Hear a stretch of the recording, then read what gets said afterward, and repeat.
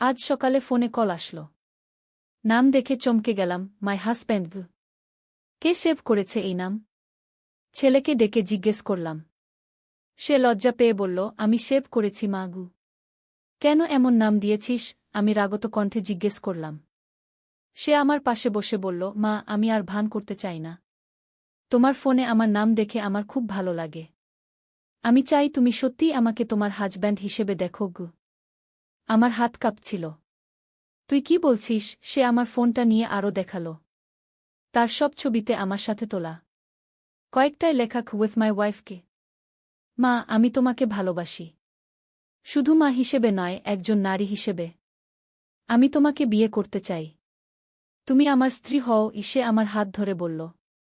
আমরা এই শহর ছেড়ে চলে যেতে পারি। নতুন জায়গায় স্বামী স্ত্রী হিসেবে জীবন শুরু করি গে। ফোনের স্ক্রিনে মাই হাজব্যান্ডকে লেখাটা জ্বলজ্বল করছিল। আমার পুরো শরীর কেঁপে উঠল। এই গল্পটি সম্পূর্ণ শুনলে আপনাদের পানি অটোমেটিক বের হয়ে যাবে, সো যত দ্রুত সম্ভব হাতের কাছে টিস্যু নিয়ে বসে পড়ো।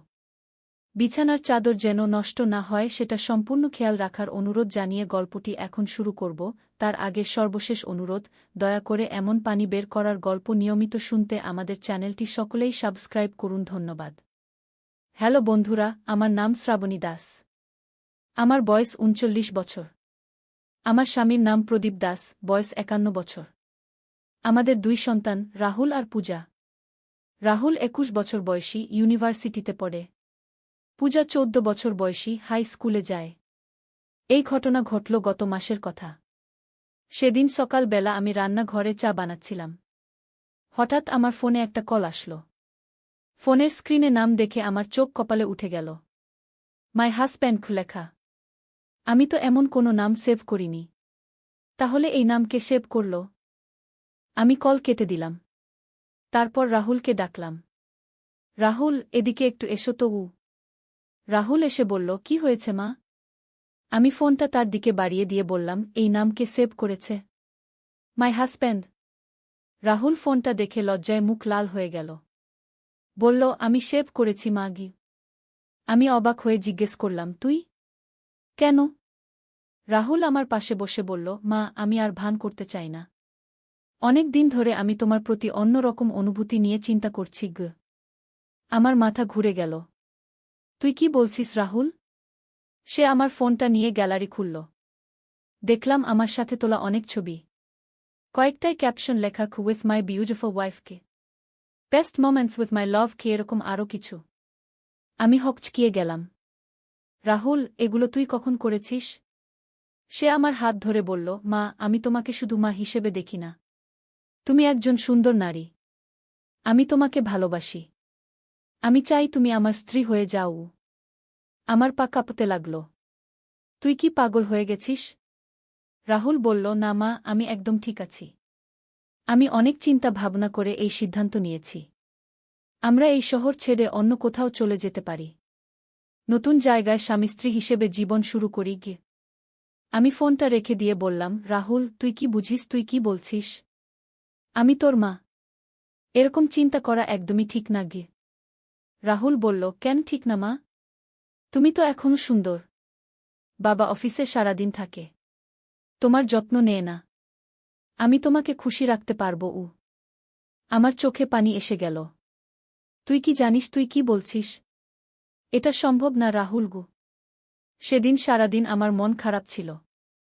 রাহুলের কথাগুলো মাথা থেকে যাচ্ছিল না। রাতে প্রদীপ অফিস থেকে ফিরে এসে খেয়ে ঘুমিয়ে পড়ল। আমি বিছানায় শুয়ে ভাবতে লাগলাম। পরের দিন সকালে প্রদীপ অফিসে চলে গেল। পূজা স্কুলে গেল।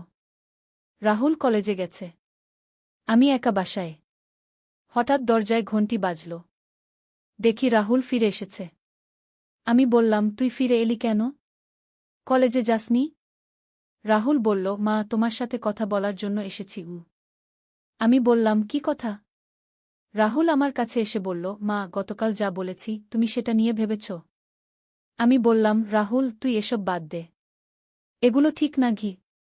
রাহুল বলল, কেন ঠিক না মা? আমি তোমাকে ভালোবাসি। তুমিও তো আমাকে ভালোবাসো। আমি বললাম, হ্যাঁ, আমি তোকে ভালোবাসি। কিন্তু সেটা মায়ের ভালোবাসা, স্ত্রীর ভালোবাসা না। রাহুল আমার হাত ধরে বলল, মা তুমি একবার চিন্তা করে দেখো। বাবা তোমার যত্ন নেয় না, সারাদিন অফিসে থাকে, বাসায় এলেও তোমার সাথে কথা বলে না। আমি তোমাকে খুশি রাখব। আমি হাত ছাড়িয়ে নিয়ে বললাম, রাহুল তুই এসব কথা বলিস না, এটা পাপ। রাহুল বলল, এটা পাপ না মা, এটা ভালোবাসা। তুমি যদি আমার প্রেমে পড়ে যাও তাহলে কোনো সমস্যা নেই গি। আমি রান্নাঘরে চলে গেলাম, কিন্তু রাহুল আমার পেছনে এলো। বলল, মা তুমি আমার থেকে পালাতে পারবে না, আমি তোমাকে পেতেই হবে গু। আমি ভয় পেয়ে গেলাম। রাহুল তুই কি করছিস? রাহুল আমাকে জড়িয়ে ধরে বলল, মা আমি তোমাকে ছাড়া বাঁচতে পারব না গি। আমি তাকে ধাক্কা দিয়ে সরিয়ে দিলাম। বললাম, রাহুল তুই পাগল হয়ে গেছিস, আমি তোর বাবাকে সব বলে দেব। রাহুল বলল, বাবাকে বলতে পারো, কিন্তু আমি আমার সিদ্ধান্ত থেকে সরব না গিয়ে। সেদিন পরে আমি খুবই চিন্তায় পড়ে গেলাম। রাহুলের এই আচরণ আমাকে ভাবিয়ে তুলল। আমি কি করব বুঝতে পারছিলাম না। রাতে প্রদীপ ফিরে আসল। আমি তাকে সব বললাম। প্রদীপ প্রথমে বিশ্বাস করল না। বলল, তুমি নিশ্চয়ই ভুল বুঝেছ গু। আমি বললাম, না আমি ভুল বুঝিনি, রাহুল সত্যি এসব বলেছে গু। প্রদীপ রাহুলকে ডেকে জিজ্ঞেস করল। রাহুল সব স্বীকার করল। প্রদীপ রেগে গিয়ে রাহুলকে চড় মারল। বলল, তুই কি পাগল হয়ে গেছিস? রাহুল বলল, বাবা আমি পাগল হইনি, আমি মাকে ভালোবাসি। প্রদীপ বলল, এটা ভালোবাসা না, এটা অসুস্থতা, তুই ডাক্তারের কাছে যাবি গু। রাহুল বলল, আমার কোনো অসুখ নেই, আমি একদম ঠিক আছি। কয়েকদিন এভাবেই চলল। রাহুল তার কথায় অটুট রইল। সে বলল সে মাকে বিয়ে করবেই। একদিন আমি রাহুলের রুমে গেলাম। দেখি সে আমার ছবি দিয়ে একটা অ্যালবাম বানিয়েছে। সব ছবিতে মাই ওয়াইফ লেখা। আমি অ্যালবামটা নিয়ে দেখতে লাগলাম। প্রতিটা ছবির নিচে লেখা তার স্বপ্নের কথা। একটা ছবিতে লেখা, আমার সুন্দর স্ত্রী, একদিন আমরা একসাথে হানিমুনে যাব গু। আরেকটায় লেখা, আমার প্রিয় স্ত্রী, তুমি আমার জীবনের সব কিছু গু। আমার চোখে পানি এসে গেল। রাহুল কতটা অসুস্থ হয়ে পড়েছে। হঠাৎ রাহুল রুমে ঢুকল। আমাকে অ্যালবাম নিয়ে দেখতে দেখে খুশি হয়ে গেল। বলল, মা তুমি আমার অ্যালবাম দেখছ, কেমন লাগছে? আমি বললাম, রাহুল তুই কেন এসব করছিস? রাহুল বলল, কারণ আমি তোমাকে ভালোবাসি মা, তুমি আমার স্ত্রী গু। আমি বললাম, রাহুল আমি তোর স্ত্রী না, আমি তোর মা গু। রাহুল বলল, না তুমি আমার স্ত্রী, আমি তোমাকে স্ত্রী হিসেবেই দেখি গে। এদিকে পূজাও রাহুলের আচরণ লক্ষ্য করছিল। একদিন সে আমাকে জিজ্ঞেস করল, মা দাদা কেন এমন করছে? আমি কি বলবো বুঝতে পারছিলাম না। বললাম, দাদার মন খারাপ আছে গি। পূজা বলল, দাদা তো তোমাকে অন্যরকম দেখে, আমি খেয়াল করেছি।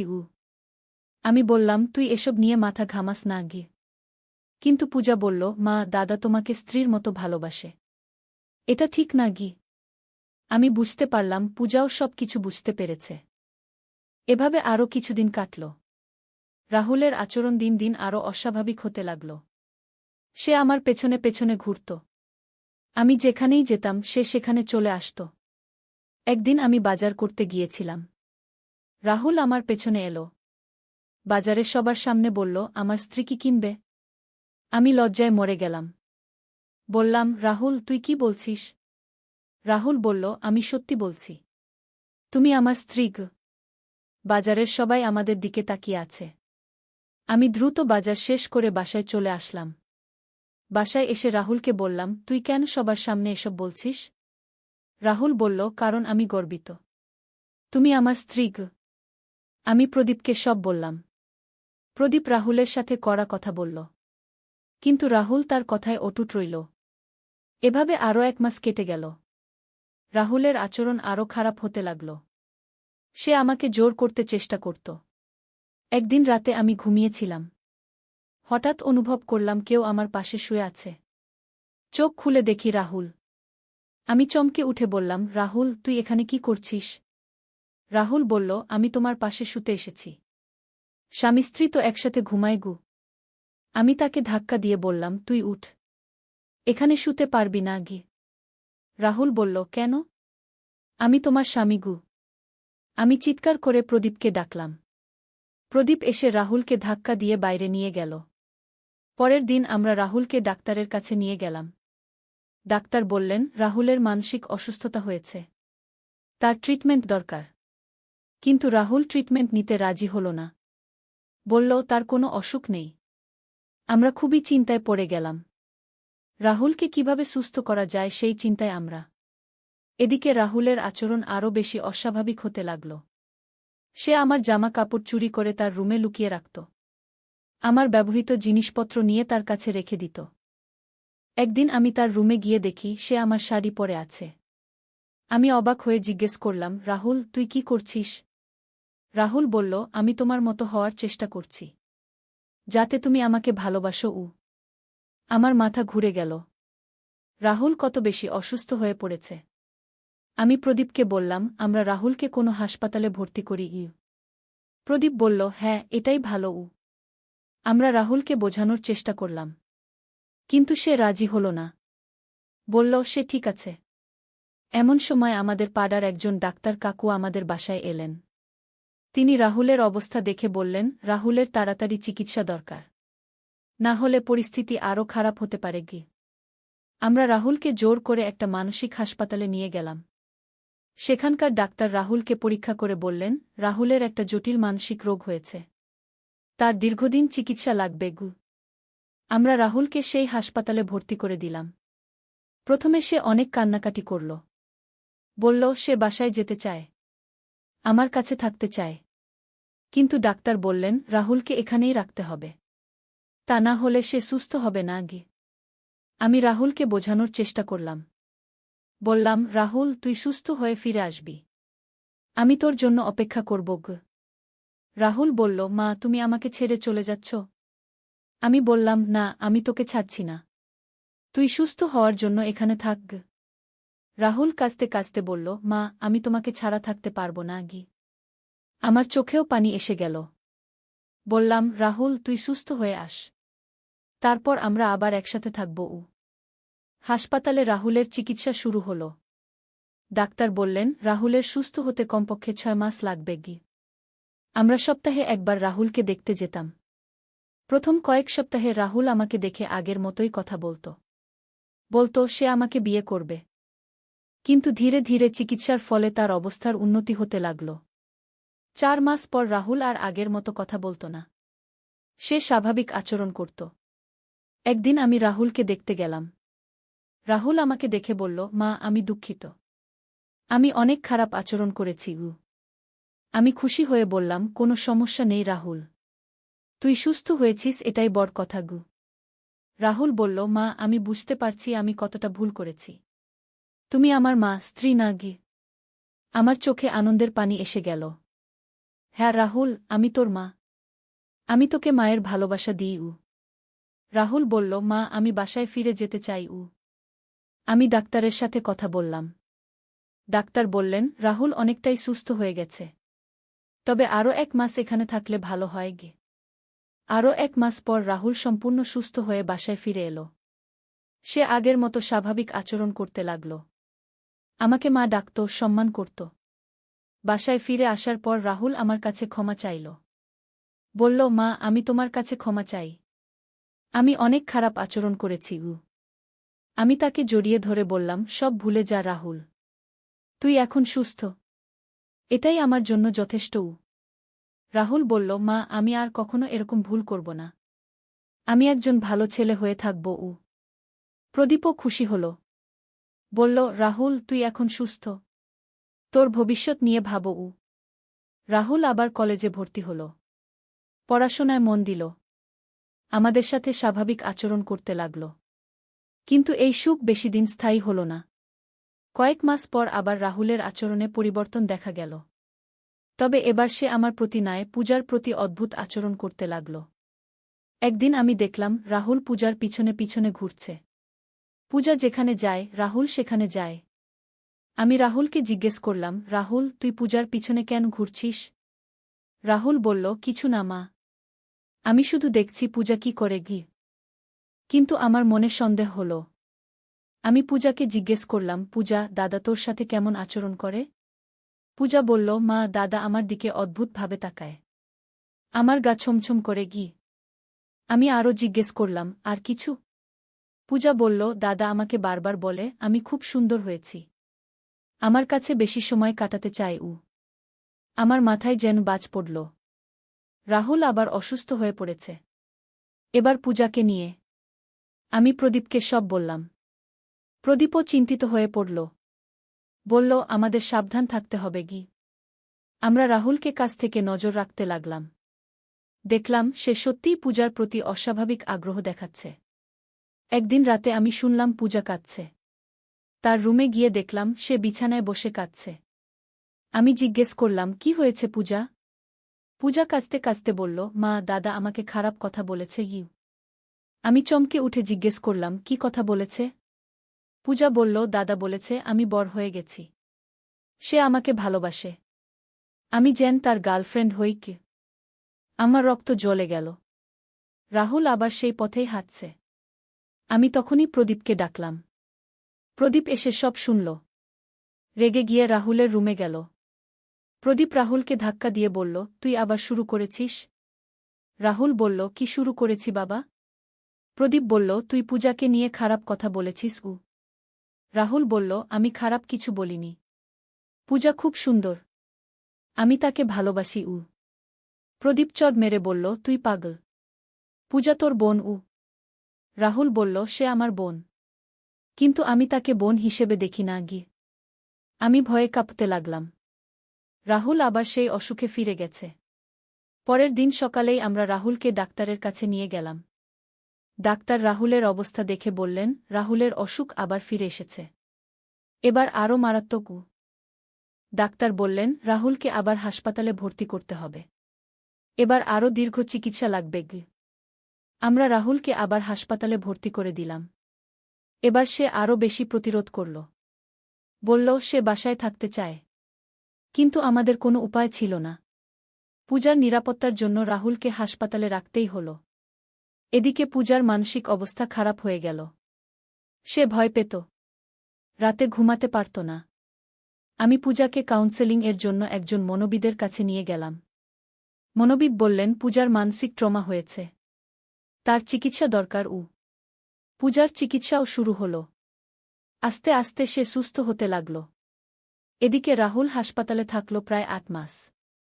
এই ৮ মাসে আমাদের পারিবারিক জীবন একদম উল্টপাল্ট হয়ে গেল।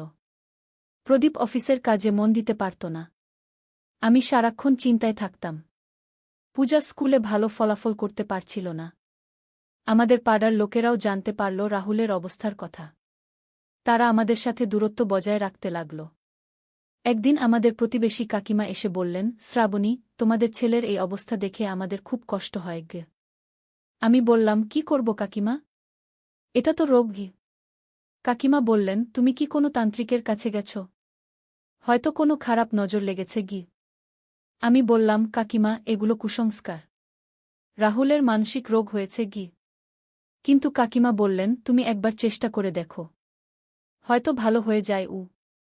আমি প্রদীপের সাথে আলোচনা করলাম। প্রদীপ বলল, এসব বাজে কথা। আমরা ডাক্তারের চিকিৎসাই চালিয়ে যাব গু। আমিও সেটাই ঠিক মনে করলাম। আমরা কোনো কুসংস্কারে বিশ্বাস করলাম না। ৮ মাস পর রাহুল আবার সুস্থ হয়ে বাসায় ফিরল। এবার ডাক্তার বললেন, রাহুল অনেক উন্নতি করেছে। কিন্তু তাকে নিয়মিত ওষুধ খেতে হবে।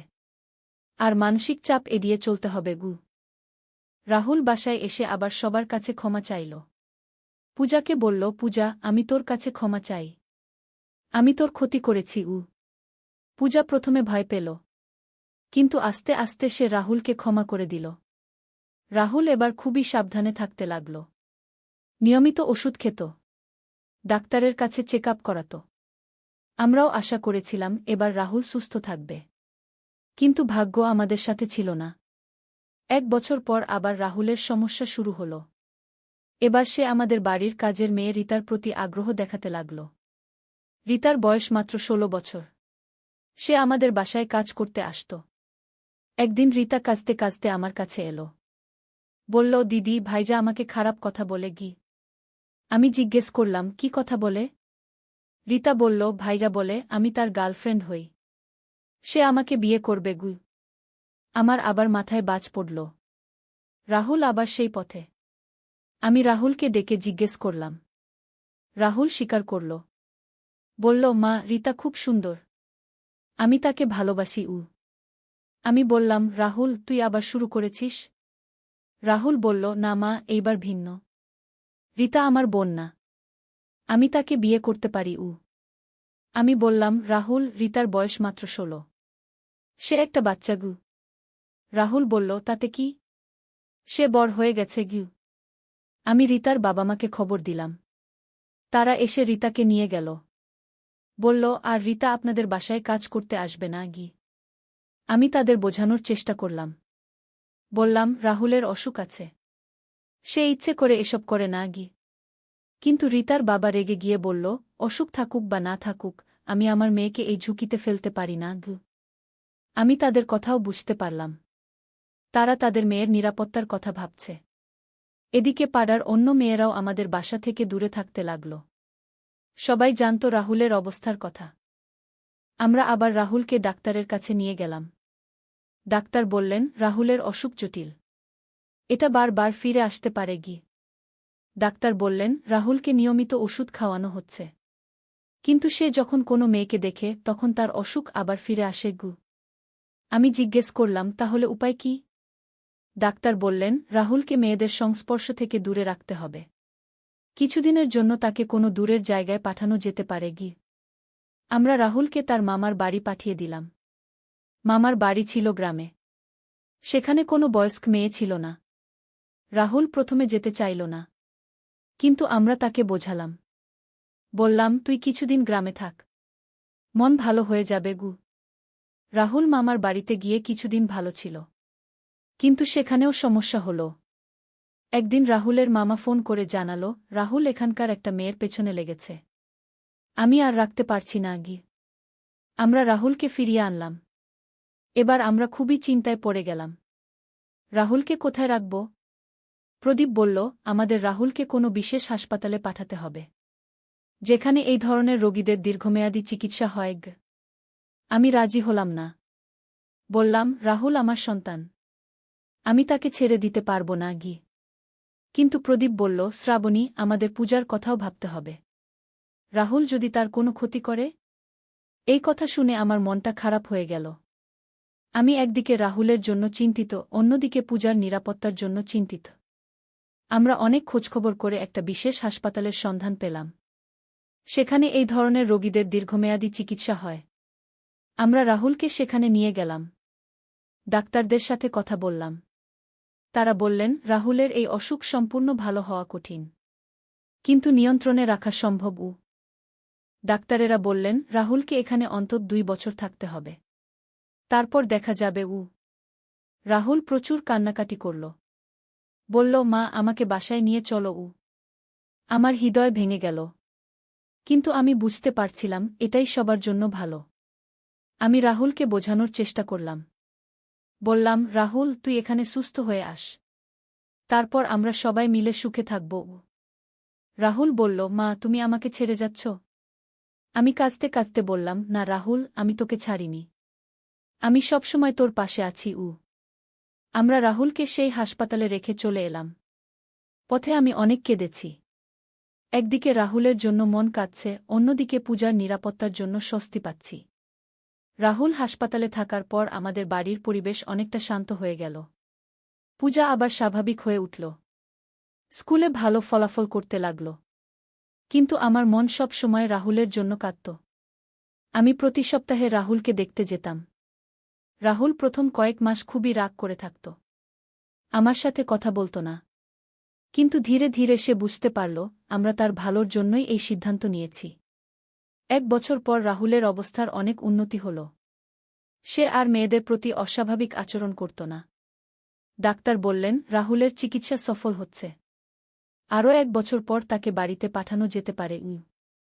আমি খুশি হয়ে গেলাম। মনে হল অবশেষে আমাদের পরিবার আবার একসাথে হতে পারবে। আরও 1 বছর পর রাহুল সম্পূর্ণ সুস্থ হয়ে বাসায় ফিরে এল। এবার সে আর আগের মতো অশুভ আচরণ করল না। রাহুল বাসায় এসে আমাদের সবার কাছে ক্ষমা চাইল। বলল, আমি আমার অসুখের জন্য তোমাদের অনেক কষ্ট দিয়েছি গু। আমি তাকে জড়িয়ে ধরে বললাম, সব ভুলে যা রাহুল। তুই এখন সুস্থও। রাহুল আবার পড়াশোনায় মন দিল।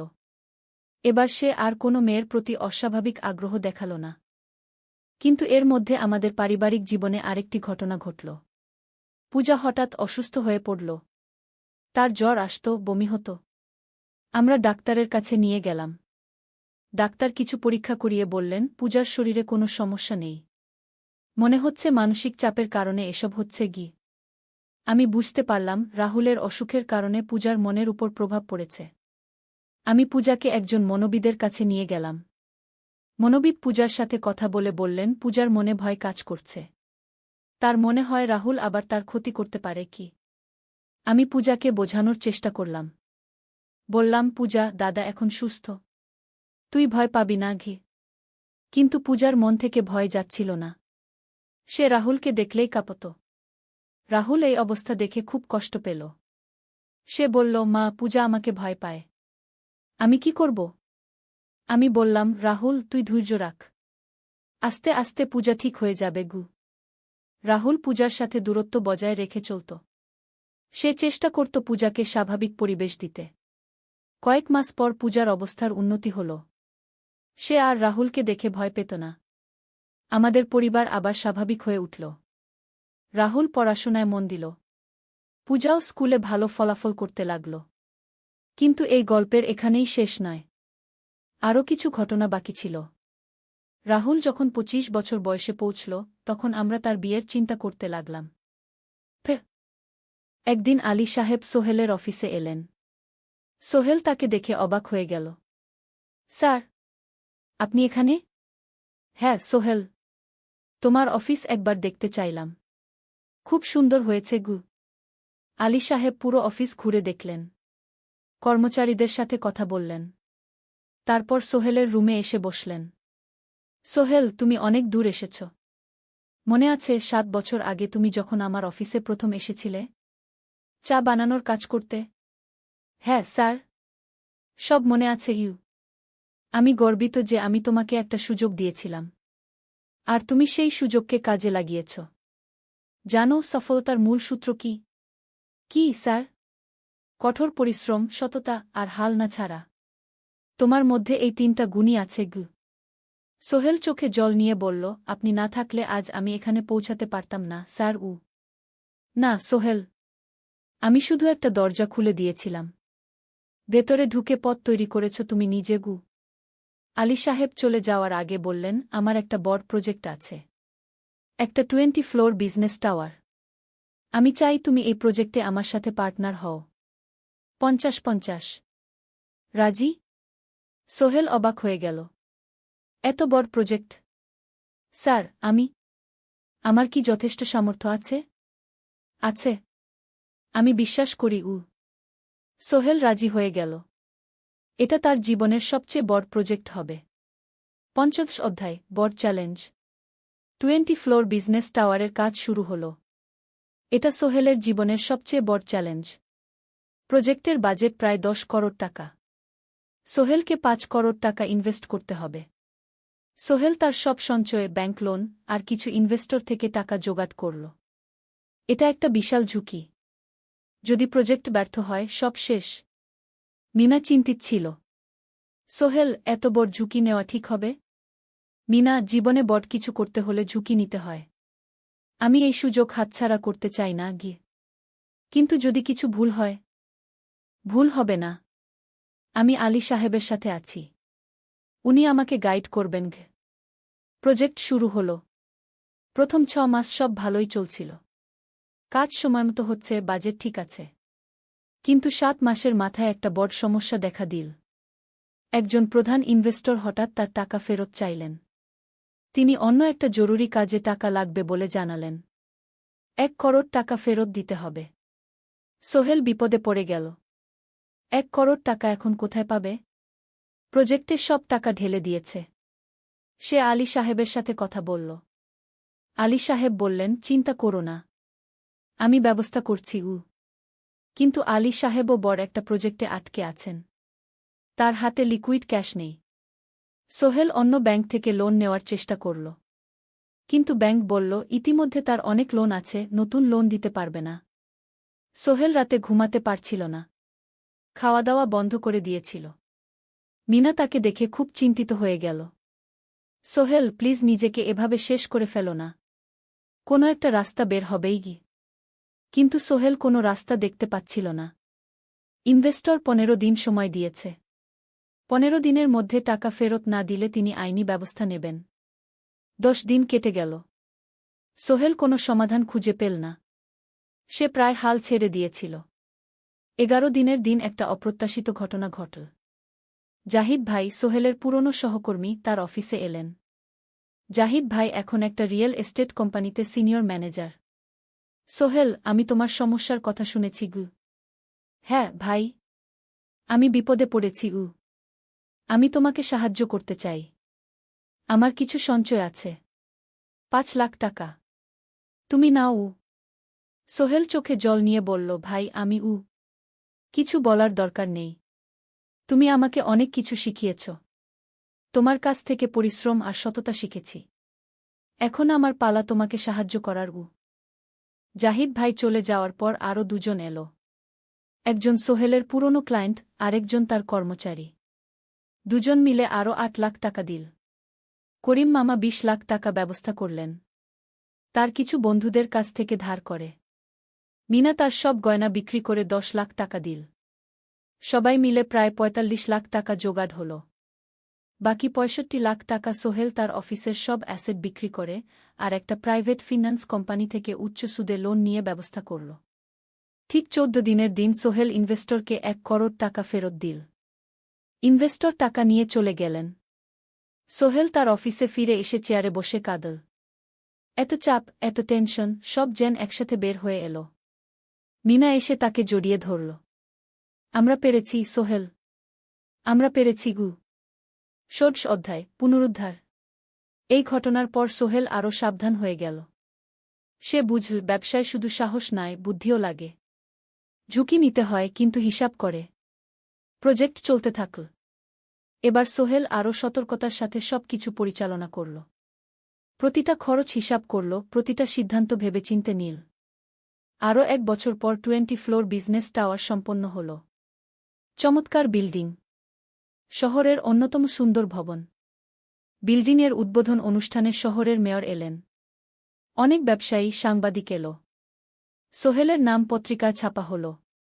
স্বপ্নের শহরে এক তরুণ উদ্যোক্তার সফলতার গল্প।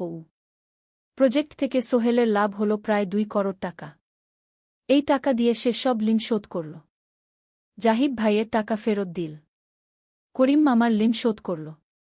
যারা সাহায্য করেছিল সবাইকে টাকা ফেরত দিল। মিনার জন্য নতুন গয়না কিন। আরও সুন্দর। তার মাকে গ্রামে একটা নতুন পাকা বাড়ি বানিয়ে দিল। মা কাঁদতে কাঁদতে বললেন, তোর বাবা বেঁচে থাকলে কত খুশি হতো। তুই আমার সব স্বপ্ন পূরণ করেছিস গে। সোহেল নিজেদের জন্য একটা ফ্ল্যাট কিন। 4 রুমের ফ্ল্যাট, সমুদ্রের কাছে। এখন আর ভাড়া বাড়িতে থাকতে হয় না। সপ্তদশ অধ্যায়, প্রতিদান।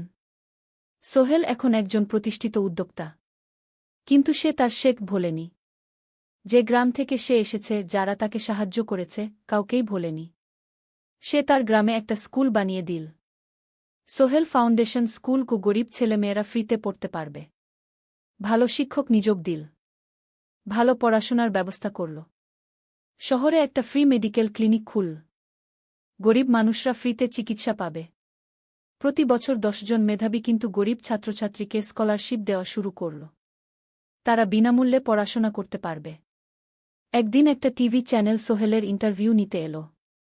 আপনার সফলতার গোপন সূত্র কি? সোহেল একটু ভেবে বলল, কঠোর পরিশ্রম, সততা আর হাল না ছাড়া। এই 3টা জিনিস যদি কারো মধ্যে থাকে, সে যে কোনো কিছু অর্জন করতে পারে। আর সবচেয়ে বড় কথা, যারা আমাকে সাহায্য করেছে তাদের ছাড়া আমি কিছুই না। একা কেউ সফল হতে পারে না গি। আপনার পরবর্তী স্বপ্ন কি?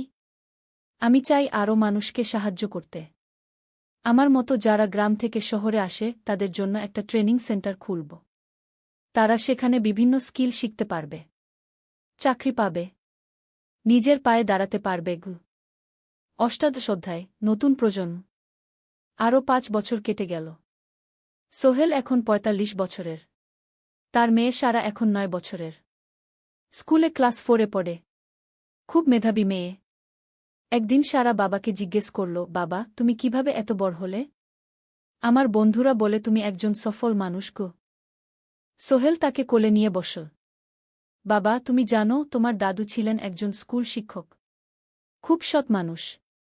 কিন্তু আমরা গরিব ছিলাম। আমি রিকশা চালাতাম গো। রিকশা? সত্যি? হ্যাঁ। তারপর আমি এই শহরে এলাম। অনেক কষ্ট করেছি। কিন্তু হাল ছাড়িনি। মানুষ আমাকে সাহায্য করেছে। আর আমি কঠোর পরিশ্রম করেছি। বাবা, আমিও কি তোমার মতো হতে পারব? অবশ্যই পারবে বাবা। তবে মনে রেখো, সফলতা মানে শুধু টাকা পয়সা না। সফলতা মানে ভালো মানুষ হওয়া। অন্যদের সাহায্য করা। সৎ থাকা। সারা মাথা নাড়ল। আমি ভালো মানুষ হব বাবাগু। সোহেল তার মেয়েকে জড়িয়ে ধরল। মনে মনে ভাবল তার জীবনের সব কষ্ট সার্থক হয়েছে। মিনা রান্নাঘর থেকে ডাকল, খাবার তৈরি। এসো। সোহেল সারাকে নিয়ে ডাইনিং টেবিলে গেল। ঋতু এসেছে। সে এখন বিয়ে করেছে, তার একটা ছেলে হয়েছে। সোহেলের মা মাঝে মাঝে চট্টগ্রামে বেড়াতে আসেন। আজও এসেছেন। সবাই মিলে খেতে বসল। হাসিগল্পে ভরা পরিবার। সোহেল তাকাল তার মায়ের দিকে, মিনার দিকে, সারার দিকে, ঋতুর দিকে। মনে হল জীবনে আর কি চাই? খাওয়া শেষে সবাই বসে রইল। গল্প করছিল। হঠাৎ সোহেলের ফোন বাজল। অফিস থেকে। একটা জরুরি বিষয়। সোহেল ফোন রেখে দিয়ে মিনাকে বলল, একটা নতুন প্রজেক্টের প্রস্তাব এসেছে। একটা এতিমখানা বানানোর কাজ। সরকারি প্রজেক্ট। তুমি নেবে? অবশ্যই।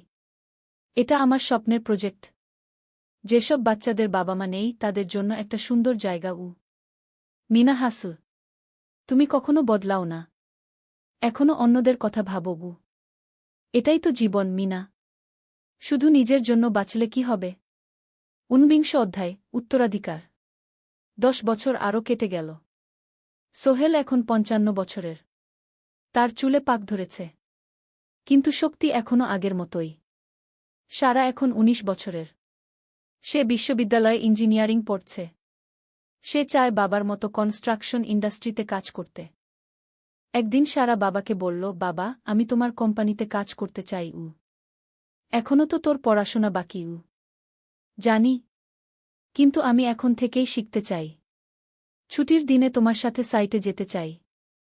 দেখতে চাই কিভাবে কাজ হয়। সোহেল খুশি হয়ে গেল। তার মেয়ে তার পথ অনুসরণ করতে চায়। ঠিক আছে।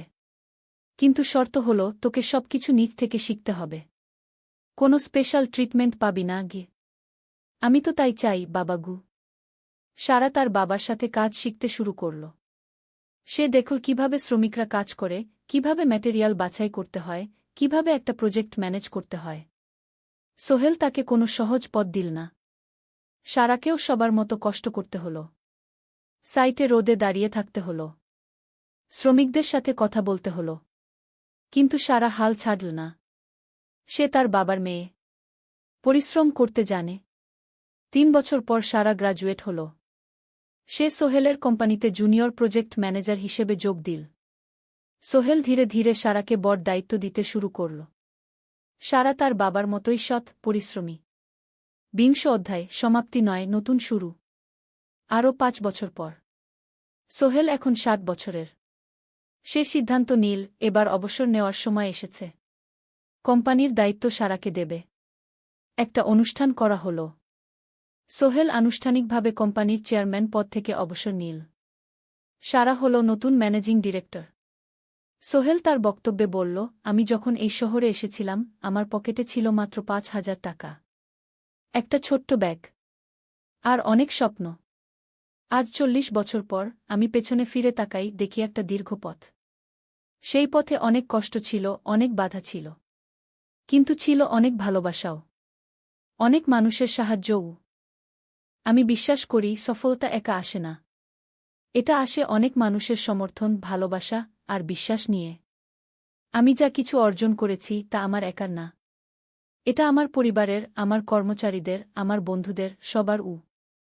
আজ আমি আমার মেয়ে সারার হাতে এই দায়িত্ব তুলে দিচ্ছি। আমি জানি সে আমার চেয়ে ভালো করবে।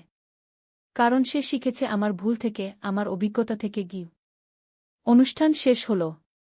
সবাই চলে গেল। সোহেল আর মিনা অফিসে একা দাঁড়িয়ে রইল।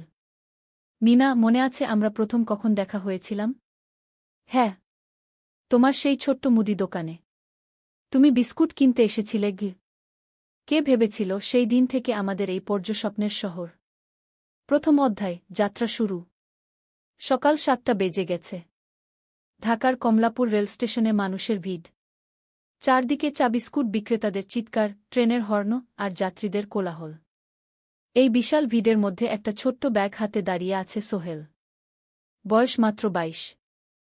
গায়ের রং শ্যামলা, চোখে স্বপ্নের ঝিলিক।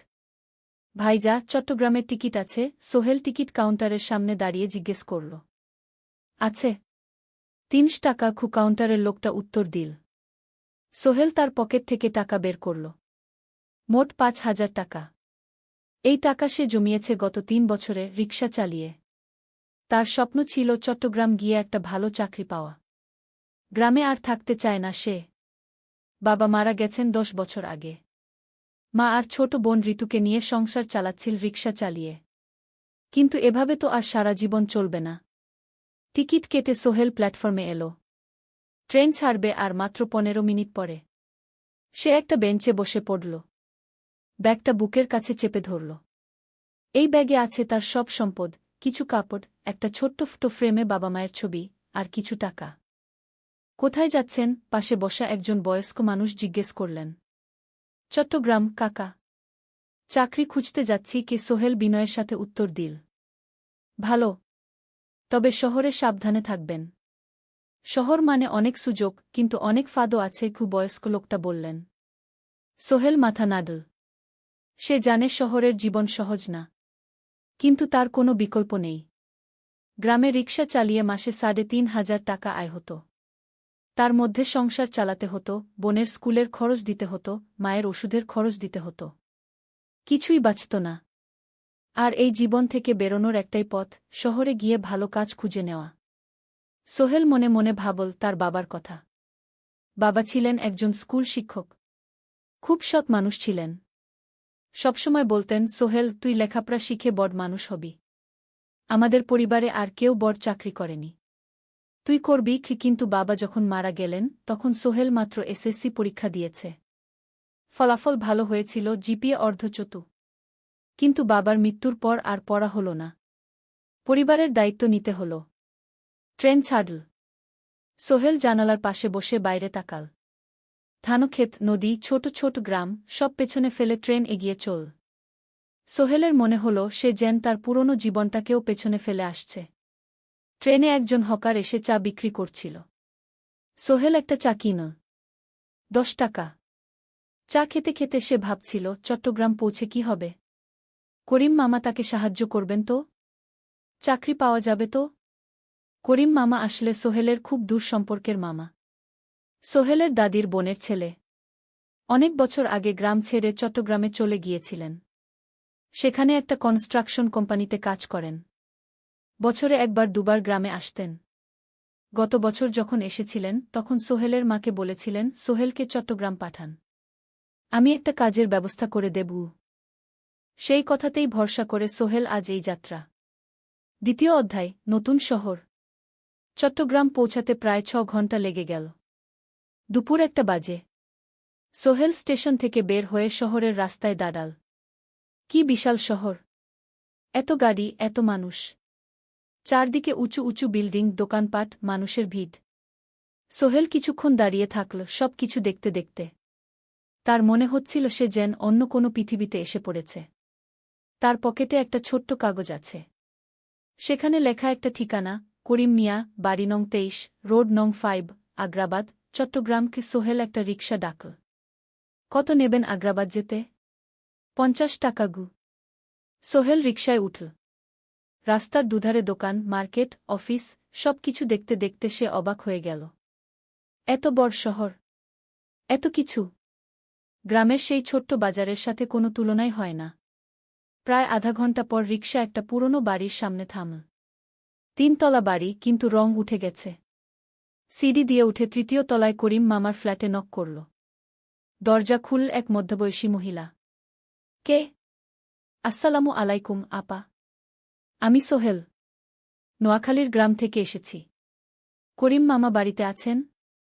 মহিলা তাকে মাথা থেকে পা পর্যন্ত দেখল। করিম তো অফিসে গেছে। তুমি কে? কোথা থেকে এসেছ? সোহেল সব খুলে বলল। মহিলা তাকে ভেতরে ঢুকতে দিল। বসো। করিম সন্ধ্যায় ফিরবে গু। ফ্ল্যাটটা ছোট। 2টো রুম, একটা ছোট্ট রান্নাঘর আর একটা বাথরুম। কিন্তু সোহেলের কাছে খুব সুন্দর লাগল। গ্রামের সেই টিনের ঘরের চেয়ে তো অনেক ভালো। মহিলা তার নাম জানাল সালমা। করিম মামার স্ত্রী। তাদের 2টো ছেলে, একজন ক্লাস 8-এ পড়ে, আরেকজন ক্লাস 5-এ। খেয়েছ? সালমা আপা জিজ্ঞেস করল। না আপাগু। অপেক্ষা করো। ভাত আছে, মাছ আছে। খাও। সোহেল প্রথমে রাজি হতে চাইল না, কিন্তু খুব খিদে পেয়েছিল। সকাল থেকে শুধু একটা চা আর বিস্কুট খেয়েছে। খাওয়া দাওয়ার পর সোহেল বসে রইল। সালমা আপা তাকে গল্প করতে লাগল। তোমার মা কেমন আছেন? তোমার বোন? ভালো আছে আপা। মার একটু গেটে বাত আছে। ওষুধ খাচ্ছেন। বোন স্কুলে পড়ে কু। তুমি কি করতে চাও এখানে? চাকরি খুঁজছি আপা। যে কোনো কাজ করব। বাসায় মা আর বোনকে টাকা পাঠাতে হবে। সালমা আপা মাথা নাড়ল। করিম তোমার জন্য কিছু একটা করবে। সে ভালো মানুষ গ। সারাদিন অপেক্ষা করু সোহেল। সন্ধ্যা 6টায় করিম মামা ফিরলেন।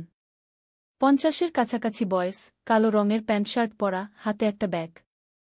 আরে সোহেল, কবে এলি? করিম মামা খুশি হয়ে বললেন। আজ সকালে মামা গু। করিম মামা তাকে জড়িয়ে ধরলেন। অনেকদিন পর দেখলাম। কেমন আছিস? ভালো আছি মামা গি। ভালো করেছিস এসে। এখানে অনেক সুযোগ আছে। তোর জন্য একটা কাজের ব্যবস্থা করে দেব। তবে প্রথমে কয়েকদিন এখানে থাক। শহরটা একটু চিনে নে। তারপর কাজে যোগ দিবি। সোহেলের মনে আসার আলো জ্বল। সে ভাবল হয়তো তার ভাগ্য এবার পাল্টাবে। 3য় অধ্যায়, প্রথম চাকরি। 1 সপ্তাহ পরে করিম মামা সোহেলকে তার কোম্পানিতে নিয়ে গেলেন। কোম্পানির নাম আলামিন কনস্ট্রাকশন। অফিসটা শহরের কেন্দ্রে, 5 তলা একটা বিল্ডিংয়ের দোতলায়। মালিক আলী সাহেব। 50-এর কাছাকাছি বয়স, মোটা চেহারা, চোখে সোনার ফ্রেমের চশমা। বড়লোক মানুষ, কিন্তু খুব কড়া। এই ছেলেটাকে কি কাজে লাগাবেন? আলী সাহেব করিম মামাকে জিজ্ঞেস করলেন। স্যার, ও আমার আত্মীয়। গ্রাম থেকে এসেছে। খুব পরিশ্রমী। যে কোনো কাজে লাগাতে পারেন। আলী সাহেব সোহেলের দিকে তাকালেন। তুমি কি পড়েছ? Sir, SSC pass. জিপিএ অর্ধচতু। হুম। ভালো। কম্পিউটার চালাতে পারো? না স্যার, পারি না। কিন্তু শিখতে চাই। আলী সাহেব একটু ভাবলেন। ঠিক আছে। তোমাকে অফিসের কাজে রাখব। ফাইল গুছানো, চা বানানো, কাগজপত্র নিয়ে যাওয়া, না এসব। মাসে 5,000 টাকা। রাজি আছো? জি স্যার। সোহেল খুশি হয়ে গেল। 5,000 টাকা। রিকশা চালিয়ে 3,500 পেত। এখানে 5,000। কাজ শুরু হলো পরদিন থেকে। সকাল 8টায় অফিসে যেতে হয়, ফিরতে হয় সন্ধ্যা 7টায়। প্রথম দিন সোহেল ঘুম থেকে উঠল ভোর 5টায়। তৈরি হয়ে 7:30টায় অফিসের উদ্দেশ্যে বের হল। করিম মামার বাড়ি থেকে অফিস প্রায় 5 কিলোমিটার। বাসে যেতে হয়। অফিসে পৌঁছে সোহেল দেখল সেই প্রথম আলী সাহেব এখনো আসেননি। অফিস খোলা ছিল না। 8-10 মিনিট পর একজন লোক এসে অফিস খুল। তুমি নতুন? জি। আমি সোহেল গু। আমি জাহিদ, অ্যাসিস্ট্যান্ট ম্যানেজার। এসো। জাহিদ ভাই সোহেলকে সব কিছু দেখাল। অফিসে মোট 6 জন কর্মচারী। 2 জন ইঞ্জিনিয়ার, একজন অ্যাকাউন্ট্যান্ট, একজন অ্যাসিস্ট্যান্ট ম্যানেজার, জাহিদ ভাই, একজন রিসেপশনিস্ট, আর এখন সোহেল। সোহেলের কাজ শুরু হলো চা বানানো দিয়ে। তারপর অফিস পরিষ্কার করা, ফাইল গুছানো, কাগজপত্র এক জায়গা থেকে আরেক জায়গায় নিয়ে যাওয়া। কাজ কঠিন না, কিন্তু সারাদিন দৌড়ঝাঁপ করতে হয়। দুপুরে খাবারের জন্য আধা ঘন্টা বিরতি। সোহেল একটা ছোট হোটেলে গিয়ে ভাতরাল তরকারি খেল। 50 টাকা। সন্ধ্যায় অফিস বন্ধ হল। সোহেল ক্লান্ত হয়ে বাসায় ফিরল। কেমন লাগল প্রথম দিন? করিম মামা জিজ্ঞেস করলেন। ভালো মামা। অনেক কিছু শিখলাম গ। প্রথম মাসের শেষে সোহেল বেতন পেল 5,000 টাকা। সে 3,000 টাকা মাকে পাঠাল। মা ফোনে কাঁদতে লাগলেন। আল্লাহ তোকে ভালো রাখুক সোহেল। সোহেলের চোখেও জল এলো। তার মনে হল সে একটা বড় কাজ করতে পেরেছে। চতুর্থ অধ্যায়, শহরের জীবন। 3 মাস কেটে গেল। সোহেল এখন শহরের সাথে মিশে গেছে। প্রতিদিন অফিসে যাও আসার পথে সে দেখে হাজারো মানুষের জীবন। কেউ সফল, কেউ ব্যর্থ, কিন্তু সবাই চলছে নিজের পথে। সোহেল অফিসের কাজের পাশাপাশি কম্পিউটার শেখার চেষ্টা করছে। অফিসে একটা কম্পিউটার আছে। যখন কেউ ব্যবহার করে না, তখন সোহেল একটু একটু শিখার চেষ্টা করে। জাহিদ ভাই তাকে সাহায্য করেন। সোহেল, তুমি যদি কম্পিউটার ভালোভাবে শিখতে পারো, তাহলে তোমার ভবিষ্যৎ উজ্জ্বল। জাহিদ ভাই একদিন বললেন। কিভাবে শিখব ভাই? ট্রেনিং সেন্টারে যাও। সন্ধ্যায় ক্লাস আছে। মাসে 2,000 টাকা লাগবে গে। সোহেল ভাবল, 2,000 টাকা অনেক, কিন্তু এটা বিনিয়োগ, ভবিষ্যতের জন্য। সে একটা ট্রেনিং সেন্টারে ভর্তি হল। সপ্তাহে 3 দিন, সন্ধ্যা 7:30 থেকে রাত 9টা পর্যন্ত ক্লাস। কম্পিউটারের basic, MS Word, Excel, PowerPoint, internet ব্যবহার। একদিন অফিস থেকে ফেরার সময় সোহেল একটা দোকানে চা খেতে গেল। দোকানের পাশেই একটা ছোট্ট মুদি দোকান। সেখানে একটা মেয়ে বসে আছে। বয়স হবে 20-এর কাছাকাছি। সাদাসিধে চেহারা, সাদা শাড়ি পরা, কিন্তু চোখে এক ধরনের দৃঢ়তা। ভাইজা, 1 প্যাকেট বিস্কুট দেন কি? সোহেল বলল। মেয়েটা বিস্কুট দিল। 20 টাকা। সোহেল টাকা দিয়ে যাচ্ছিল, হঠাৎ মেয়েটা বলল, আপনি নতুন এসেছেন এই এলাকায়, তাই না? হ্যাঁ। 3 মাস হল। কিভাবে বুঝলেন? আপনার চেহারা দেখেই বোঝা যায়। এখনও গ্রামের ছোঁয়া আছে। আর আপনি প্রতিদিন এই পথ দিয়ে যান। দেখেছি কি? মেয়েটা হাসল। সোহেলও হেসে ফেলল। আপনি খুব পর্যবেক্ষক মনে হচ্ছে গি। জীবনে অনেক কিছু দেখেছি, তাই মানুষকে চিনতে শিখেছি গ। আপনার নাম? মিনা। এই দোকান আমার বাবার। উনি অসুস্থ, তাই আমি দেখছি গু। সেদিন থেকে সোহেল প্রায়ই সেই দোকানে যেতে শুরু করল। মিনার সাথে গল্প করত। ধীরে ধীরে তাদের মধ্যে একটা বন্ধুত্ব তৈরি হল। মিনাও তার জীবনের গল্প বলল। মিনার মা মারা গেছেন যখন সে মাত্র 7 বছরের। বাবা আব্দুল হামিদ একা হাতে মিনাকে বড় করেছেন। মুদি দোকান দিয়ে সংসার চালান। মিনা কলেজে পড়ে, অনার্স 2nd ইয়ার। সকালে কলেজে যায়, দুপুরে ফিরে এসে দোকান সামলায়। বাবার হার্টের সমস্যা আছে, তাই ভারী কাজ করতে পারেন না। তোমার স্বপ্ন কি? একদিন সোহেল জিজ্ঞেস করল। গ্র্যাজুয়েশন শেষ করে একটা ভালো চাকরি করব। তারপর বাবাকে ভালো চিকিৎসা করাব। তুমি? আমিও চাকরি করে পরিবারকে ভালোভাবে দেখভাল করতে চাই। মা আর বোনকে নিয়ে শহরে আনব একদিন গু। দুজনেই নিজেদের স্বপ্নের কথা বলতে গিয়ে বুঝল তাদের স্বপ্ন অনেকটা একই রকম। 5ম অধ্যায়, বিপদ। 6 মাস কেটে গেল। সোহেল এখন আলী সাহেবের খুব প্রিয় কর্মচারী। সে শুধু চা বিস্কুট দেওয়ার কাজই করে না, এখন কম্পিউটারেও কিছু কাজ শিখেছে। ছোটখাটো টাইপিং, ডেটা এন্ট্রি, এসব করতে পারে। আলী সাহেব খুশি হয়ে তার বেতন বাড়িয়ে 8,000 টাকা করে দিয়েছেন। একদিন রাতে সোহেল অফিস থেকে ফিরছিল। সেদিন একটু দেরি হয়ে গেছে। রাত প্রায় 9টা। সাধারণত সোহেল সন্ধ্যা 7:30টায় ফিরে। কিন্তু সেদিন অফিসে একটা জরুরি কাজ ছিল। বাস থেকে নেমে সোহেল বাড়ির দিকে হাঁটছিল। হঠাৎ একটা অন্ধকার গলিতে 3 জন লোক তাকে ঘিরে ধরল। তাদের চেহারা দেখেই বোঝা যাচ্ছিল ভালো উদ্দেশ্য নিয়ে আসেনি। টাকা দে তাড়াতাড়ি, একজন বলল। তার হাতে একটা ছুরি। সোহেল ভয় পেয়ে গেল। ভাই, আমার কাছে খুব কম টাকা আছে গি। যা আছে দে, তাড়াতাড়ি করো। সোহেল কাঁপতে কাঁপতে তার পকেট থেকে 5 টাকা বের করে দিল। এই টাকা দিয়ে সে বাজার করবে ভেবেছিল। কিন্তু ছিনতাইকারীরা সন্তুষ্ট হল না। শুধু 5 টাকা। তোর ব্যাগে কি আছে? তারা সোহেলের ব্যাগ কেড়ে নিল। ব্যাগে ছিল তার মোবাইল, কম্পিউটার ট্রেনিং সেন্টারের সার্টিফিকেট আর কিছু গুরুত্বপূর্ণ কাগজপত্র। না ভাই, ব্যাগটা ফেরত দেন। ওতে আমার জরুরি জিনিস আছে। মোবাইল নিয়ে নেন, কিন্তু ব্যাগটা দেন গু। কিন্তু ওরা শুনল না। একজন সোহেলকে জোরে ধাক্কা দিল। সোহেল পড়ে গেল। মাথা রাস্তার কংক্রিটে ধাক্কা লেগে গেল। রক্ত বের হল। তিনজন দৌড়ে পালিয়ে গেল। কিছুক্ষণ সোহেল অজ্ঞান হয়ে পড়ে রইল। তারপর ধীরে ধীরে জ্ঞান ফিরল। মাথায় প্রচণ্ড ব্যথা। সে উঠে দাঁড়ানোর চেষ্টা করল, কিন্তু মাথা ঘুরছিল। কোনোমতে একটা দেয়াল ধরে দাঁড়াল। একজন পথচারী তাকে দেখে থামল। কি হয়েছে ভাই? ছিনতাই হয়েছে কি? এসো, আমি তোমাকে হাসপাতালে নিয়ে যাই। কিন্তু সোহেল রাজি হল না। না, ঠিক আছি, বাড়ি যেতে পারব। সে কোনোমতে করিম মামার বাড়িতে পৌঁছাল। দরজা খুলেই সালমা আপা চিৎকার করে উঠলেন। ও আল্লাহ! কি হয়েছে? করিম মামা দৌড়ে এলেন। সোহেলকে ভেতরে নিয়ে গেলেন। তার মাথায় জল ঢেলে রক্ত পরিষ্কার করলেন। ক্ষতটা বেশ গভীর। হাসপাতালে যেতে হবে কি? করিম মামা বললেন। তারা একটা অটোরিকশা নিয়ে নিকটস্থ হাসপাতালে গেলেন। ডাক্তার সোহেলের মাথায় 3টা সেলাই দিলেন। বলল, 1 সপ্তাহ বিশ্রাম নিতে হবে। কোনো ভারী কাজ করা যাবে না। হাসপাতাল থেকে ফিরে সোহেল শুয়ে রইল। তার মনে হচ্ছিল সবকিছু শেষ হয়ে গেছে। মোবাইল চলে গেছে, গুরুত্বপূর্ণ কাগজপত্র চলে গেছে। এখন 1 সপ্তাহ অফিস করতে পারবে না। পরদিন সকালে করিম মামা আলী সাহেবকে ফোন করে সব জানালেন।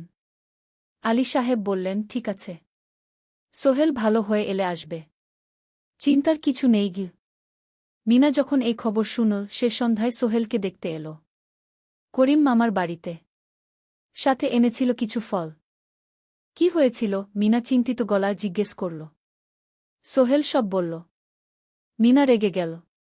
এই শহরে এখন অনেক অপরাধ বেড়ে গেছে। পুলিশ কিছু করে না। তুমি পুলিশে রিপোর্ট করেছ? না। লাভ নেই। তবুও করা উচিত। তোমার মোবাইলটা হয়তো খুঁজে পাওয়া যাবে কি। করিম মামা সোহেলকে নিয়ে পুলিশ স্টেশনে গেলেন। জেনারেল ডায়েরি করলেন। কিন্তু পুলিশ খুব একটা আশা দিল না। দেখি কিছু করা যায় কিনা গু। সোহেল বুঝল মোবাইল আর ফিরবে না। সেই 1 সপ্তাহ সোহেলের জীবনের সবচেয়ে কঠিন সময় ছিল।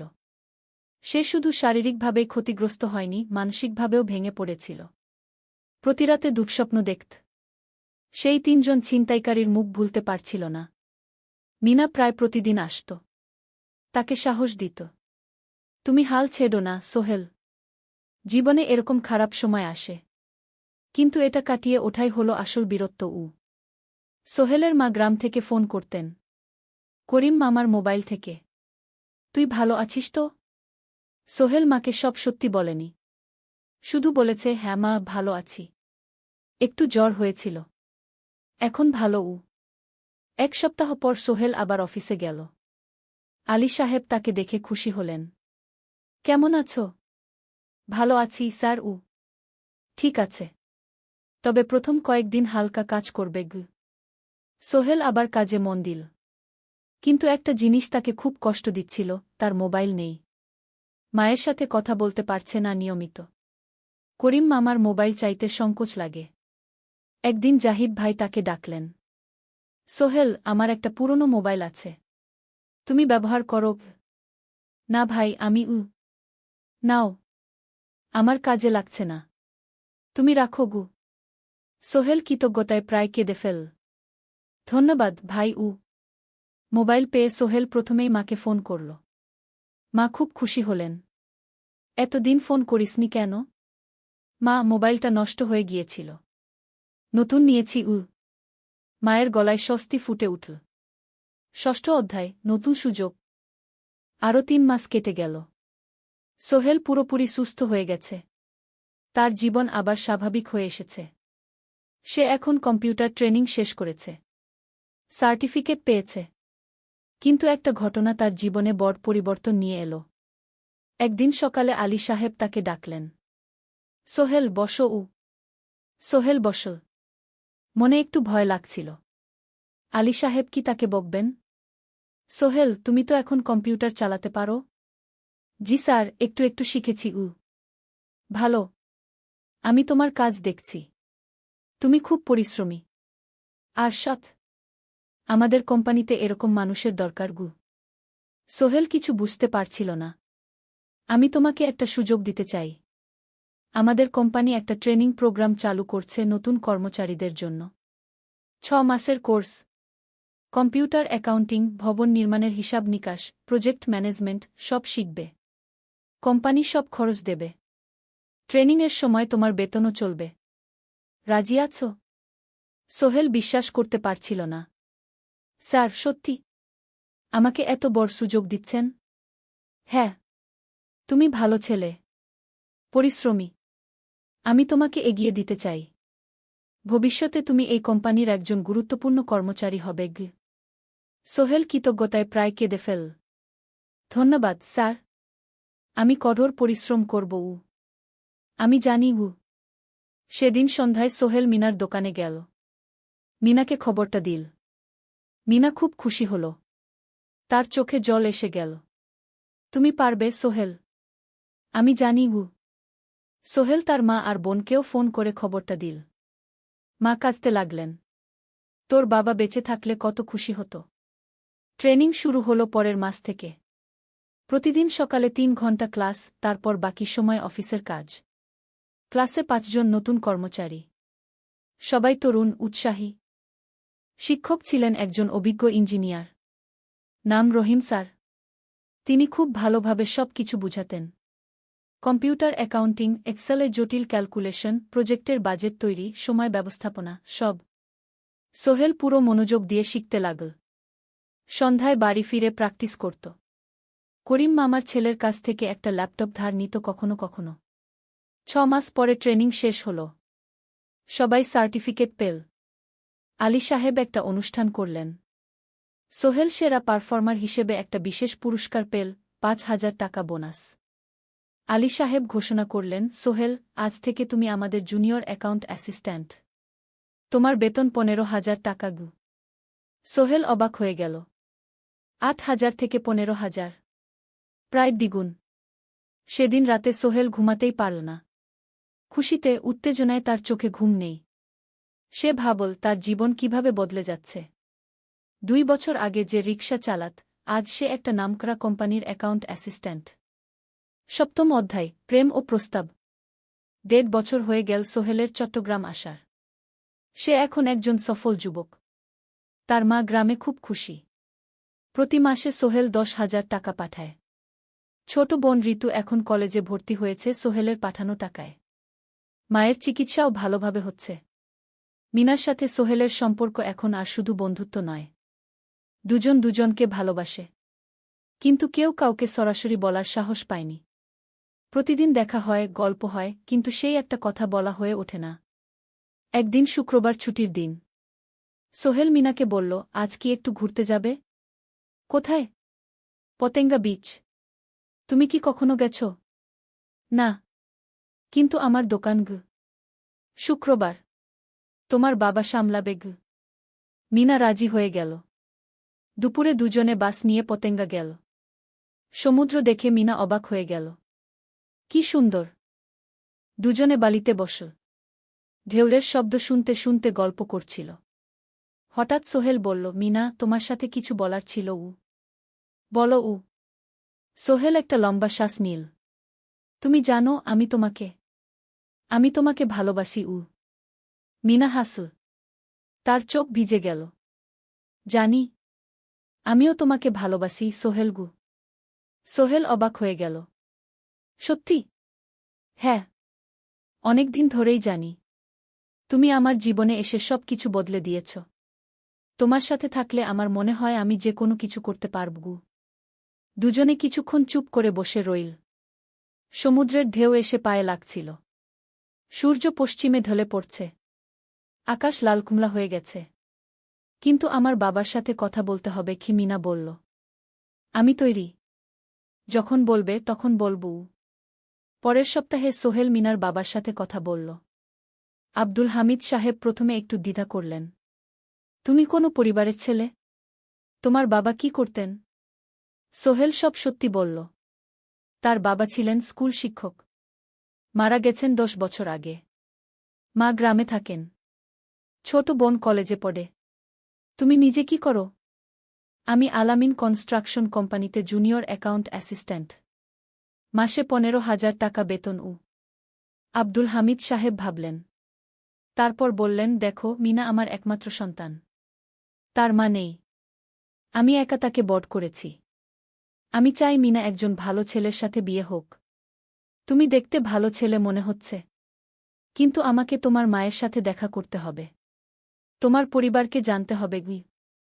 জি আঙ্কেল, আমি ব্যবস্থা করছি। সোহেল খুশিতে আটখানা। সে সেদিন রাতেই তার মাকে ফোন করল। মাকে সব বলল। মা প্রথমে অবাক হলেন। তারপর খুশি হলেন। মিনা মেয়েটা কেমন? খুব ভালো মা। তুমি দেখলে পছন্দ করবে। ঠিক আছে। আমি আর ঋতু আসছি চট্টগ্রাম। 2 সপ্তাহ পর সোহেলের মা আর বোন চট্টগ্রাম এলো। সোহেল তাদের নিয়ে মিনার বাড়িতে গেল। 2 পরিবার একসাথে বসল। মিনার বাবা সোহেলের মাকে দেখে খুশি হলেন।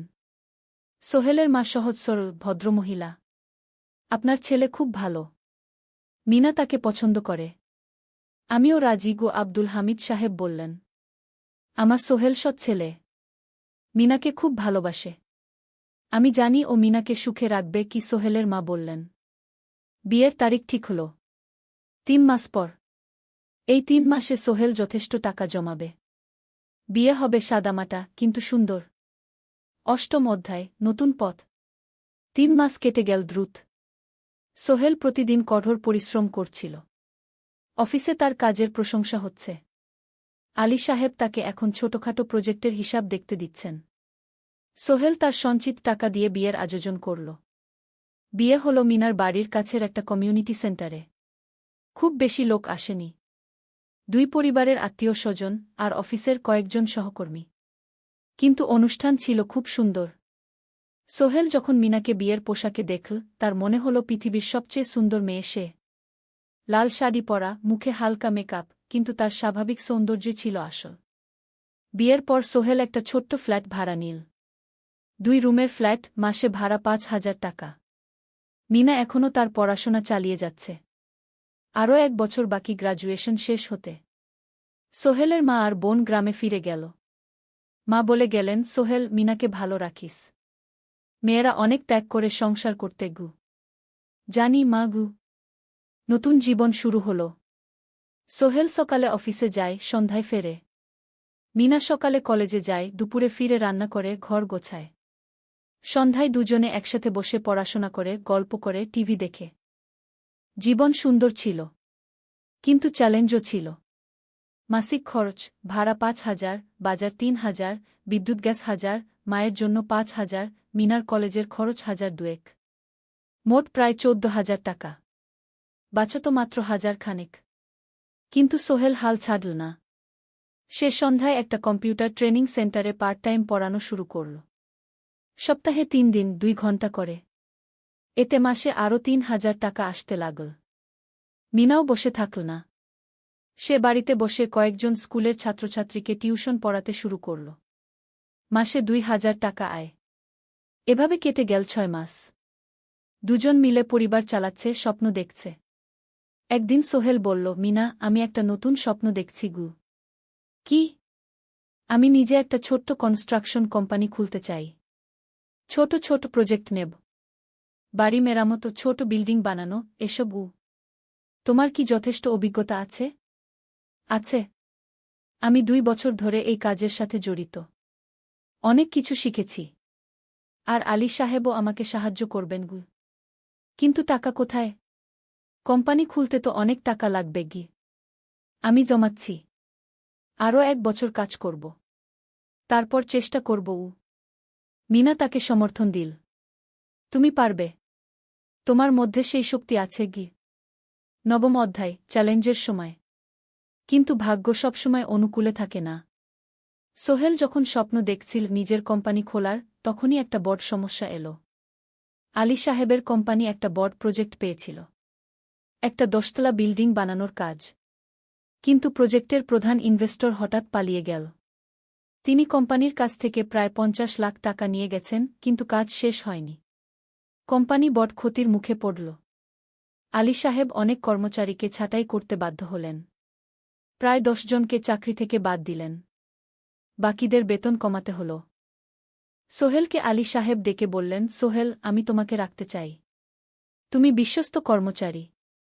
কিন্তু তোমার বেতন কমাতে হবে। 15,000 থেকে 10,000 সোহেল মনে মনে চিন্তায় পড়ে গেল। 10,000 টাকায় সংসার চলবে কিভাবে? মায়ের খরচ, ভাড়া, বাজার সব মিলিয়ে তো 14,000 টাকা লাগে। কিন্তু সে কিছু বলল না। ঠিক আছে স্যার। বাড়ি ফিরে সোহেল মিনাকে সব বলল। মিনা চিন্তিত হয়ে গেল। এখন কি হবে? চিন্তা করো না, আমি পার্ট টাইম টিউশনির সময় বাড়াব। আর তুমিও বেশি করে টিউশন নাও। কিন্তু আমার তো পড়াশোনাও আছে গি। জানি, কিন্তু এখন এটাই করতে হবে গু। সোহেল সন্ধ্যায় আরও 2টো জায়গায় পার্ট টাইম কাজ খুঁজল। একটা দোকানের সন্ধ্যায় হিসাব দেখার কাজ পেল, মাসে 2,000 টাকা। আরেকটা জায়গায় সপ্তাহান্তে কম্পিউটার রিপেয়ারের কাজ পেল, মাসে 1,500 টাকা। মিনাও 3 জন নতুন স্টুডেন্ট নীল টিউশনে। তার আয় বাড়ল 2,000 থেকে 3,500-এ। কঠিন সময় ছিল। সোহেল সকাল 8টায় অফিসে যেত, সন্ধ্যা 6টায় ফিরত। তারপর একটু বিশ্রাম নিয়ে 7:30টায় বের হতো পার্ট টাইম কাজে। রাত 10টায় বাড়ি ফিরত। রবি সোমবার কম্পিউটার রিপেয়ারের কাজ। মিনাও সকালে কলেজে যেত, দুপুরে ফিরে রান্না করত, তারপর বিকেলে টিউশন পড়াত। রাতে খাওয়া দাওয়ার পর পড়াশোনা করত। দুজনেরই শরীর খারাপ হতে শুরু করল। সোহেল একদিন অফিসে অজ্ঞান হয়ে পড়ে গেল। ডাক্তার দেখাতে নিয়ে গেল। ডাক্তার বলল, অতিরিক্ত পরিশ্রম, শরীরে পুষ্টির অভাব, ঠিকমতো খাচ্ছেন না মনে হচ্ছে গি। সত্যি কথা, খরচ বাঁচাতে সোহেল আর মিনা অনেক সময় কম খেত। মাংস মাছ কিনত সপ্তাহে একদিন, বাকি সময় শাকসবজি, ডাল। মিনা সোহেলকে বলল, আর নয় সোহেল, তুমি এভাবে নিজেকে শেষ করে ফেলছ। আমার পড়াশোনা বন্ধ করে দিই, আমি ফুল টাইম চাকরি করি গি। না, সোহেল জোর দিয়ে বলল, তোমার পড়াশোনা বন্ধ হবে না। আরও মাত্র 6 মাস বাকি, তুমি গ্রাজুয়েট হবেই গি। কিন্তু তুমি আমি ঠিক হয়ে যাব, চিন্তা করো না গে। কিন্তু পরিস্থিতি আরও খারাপ হলো যখন সোহেলের মায়ের অসুখ হল। হার্টের সমস্যা। হাসপাতালে ভর্তি করতে হল। খরচ 50,000 টাকা। সোহেলের হাতে এত টাকা কোথায়? সে করিম মামার কাছে ধার চাইল। করিম মামা 20,000 টাকা দিলেন। বাকি 30,000 টাকা সোহেল একটা এনজিও থেকে ঋণ নিল। সুদের হার মাসে 2%। মায়ের চিকিৎসা হল, তিনি সুস্থ হয়ে গেলেন। কিন্তু সোহেল এখন ঋণের বোঝায় পড়ে গেল। প্রতি মাসে 3,000 টাকা করে কিস্তি দিতে হবে। সেই রাতে সোহেল আর মিনা বিছানায় শুয়ে কথা বলছিল। সোহেল বলল, মিনা, আমি মনে হয় ভুল করেছি। শহরে এসে বিয়ে করে তোমাকে কষ্টে ফেলেছি গু। মিনা তার হাত ধরল। না সোহেল, তুমি ভুল করনি। জীবনে এরকম খারাপ সময় আসে, কিন্তু এটা কাটিয়ে ওঠাই হলো আসল শক্তি। আমরা একসাথে আছি, একসাথে থাকব, সব কিছু ঠিক হয়ে যাবে। মিনার কথায় সোহেল একটু সাহস পেল। হ্যাঁ, হাল ছাড়া যাবে না। 10ম অধ্যায়, আলোর দিকে। 3 মাস পরে পরিস্থিতি একটু ভালো হতে শুরু করল। আলী সাহেবের কোম্পানি একটা নতুন প্রজেক্ট পেল, একটা স্কুল বিল্ডিং বানানোর কাজ। কোম্পানি আবার স্থিতিশীল হতে শুরু করল। আলী সাহেব সোহেলকে ডেকে বললেন, সোহেল, আমি তোমার কঠোর পরিশ্রম দেখেছি। খারাপ সময়েও তুমি কোম্পানি ছেড়ে যাওনি। আমি কৃতজ্ঞ। আজ থেকে তোমার বেতন আবার 15,000 টাকা গু। সোহেল খুশি হয়ে গেল। ধন্যবাদ স্যার। মিনাও গ্রাজুয়েশন শেষ করল, ভালো ফলাফল করল। সে এখন চাকরি খুঁজছে। একদিন মিনা একটা প্রাইভেট স্কুলে শিক্ষিকার ইন্টারভিউ দিতে গেল। ইন্টারভিউ ভালো হল, তাকে নিযোগ দেওয়া হল। বেতন 12,000 টাকা। সেদিন সন্ধ্যায় দুজনে মিলে একটা ছোট্ট পার্টি করল। একটা বিরিয়ানি কিনল, কোমল পানীয় কিনল। দুজনে মিলে খেল।